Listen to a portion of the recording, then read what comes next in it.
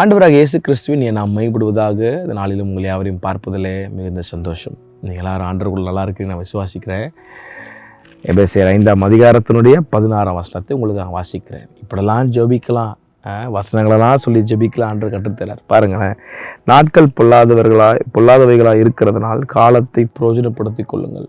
Time is very short, so make use of time. Time வந்து இன்றைக்கி ப்ரெஷியஸாக, ரொம்ப precious.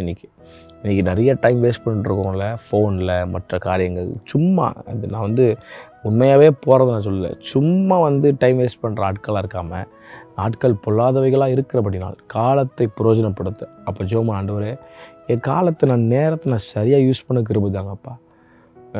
இந்த நேரத்தை நம்ம எழுமாமல் அப்புறம் நம்ம எல்லாரையும் பார்ப்போம், எல்லாம் எங்கேயோ போயிட்டுருப்பாங்க. ஐயோ நான் அந்த டைம் வேஸ்ட் பண்ணிட்டேன்னு அப்புறம் உட்காந்து புலம்புறதில் ஒரு பிரயோஜனம் கிடையாது.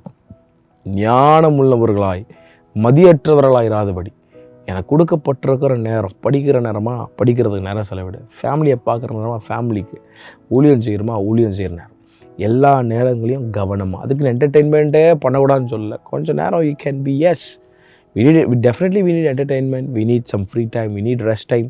இப்போ சும்மாவே உட்காந்துருப்போம், எதை கேட்டாலும் சும்மானுவாங்க சில பேர்.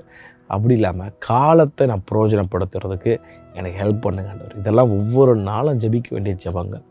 எனக்கு டைமை நான் help me to make use of the time that you have given me, Jesus. ஆவியானவரே, நான் சரியாக நேரத்தை பயன்படுத்த கிருபைதாங்க. ஃபோனில் ரொம்ப நேரம் நான் டைம் ஸ்பெண்ட் பண்ணுறேன், இந்த பலவீனங்களை உங்ககிட்ட வைக்கிறேன், எனக்கு ஹெல்ப் பண்ணுங்க ஆவியானவரே. கேட்கும் போது ஆவியானவர் உங்களை ஹெல்ப் பண்ணுவார்.